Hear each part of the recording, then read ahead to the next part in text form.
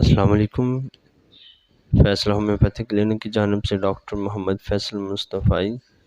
آج کا ہمارا ٹاپک احتلام، اس کے کیا اسباب ہیں اور اس کا علاج کیا ہے، ہومیوپیتھک میں وہ کون سی میڈیسن ہے جن سے اس کو ٹھیک کیا جا سکتا ہے۔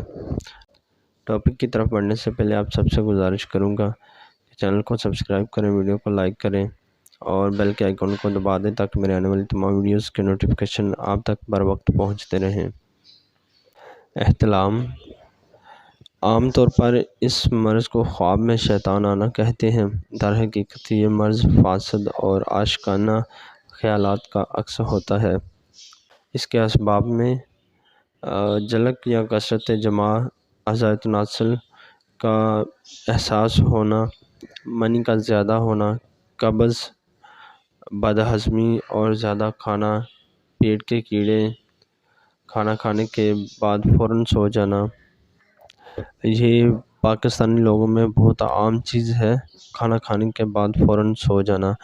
اور کچھ لوگ ایسے ہوتے ہیں کھانا کھانے کے بعد فوراً سوتے تو نہیں ہیں لیکن دودھ پینے کے بعد فوراً سو جاتے ہیں، ان کو بھی اس پریشانی کا سامنا کرنا پڑتا ہے۔ تو منی کا پتلا ہونا بھی اس کے اسباب میں شامل ہے۔ اس کے علاوہ کچھ لوگ فحش موویز دیکھتے ہیں، بیہودہ گندے خیالات کا ذہن ہوتا ہے، ہر وقت گندی باتیں کرتے رہتے ہیں، مطلب کہ سیکشول ایکٹیویٹی جن میں زیادہ پائی جائے ان میں بھی اس مرض کا ہونا عام بات ہو جاتی ہے۔ تو اس کے علامات پہ بات کر لیتے ہیں۔ عموماً یہ پچھلی رات کو نیم خوابی کی حالت میں احتلام ہو جاتا ہے اور اس وقت مریض کوئی نہ کوئی جنسی خواب دیکھتا ہوتا ہے۔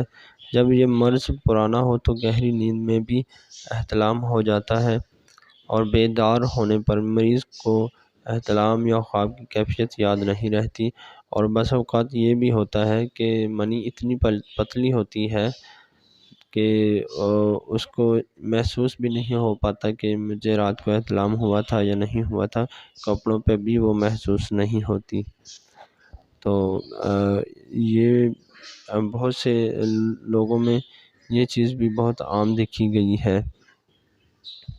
شدت مرض میں دوسری تیسری رات کو، مگر کبھی ہر رات اور بعض اوقات رات میں 2 یا 3 بار بھی احتلام ہو جاتا ہے۔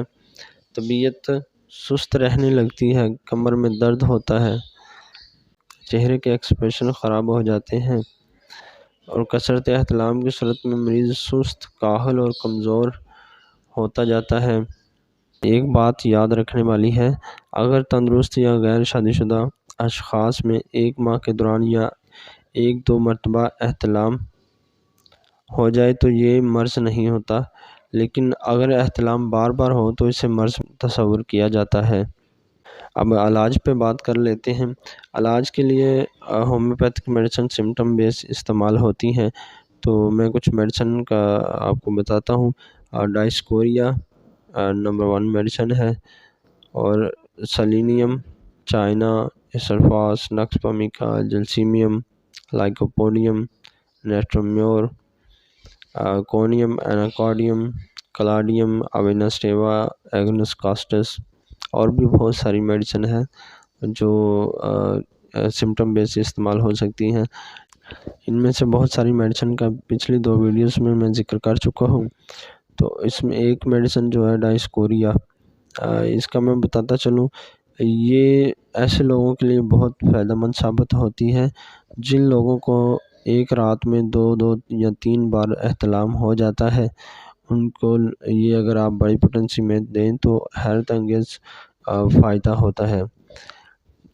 ایک اور بات یاد رکھنے کی ہے، جب آپ علاج شروع کرتے ہیں تو علامات کے مطابق ادویات کا استعمال کریں، اور علاج کے دوران اینٹی سورک ادویات مثلاً سلفر اور تھوجا وغیرہ ضرور مریض کو دیں۔ اس سے اس کے خیالات میں تبدیلی پیدا ہو کر مرض سے جلد چھٹکارا حاصل ہو جاتا ہے۔ آج کے لیے اتنا ہی، کل کسی نئی ویڈیو کے ساتھ حاضر ہوں گا۔ فیصل ہومیوپیتھی کلینک کی جانب سے ڈاکٹر محمد فیصل مصطفی۔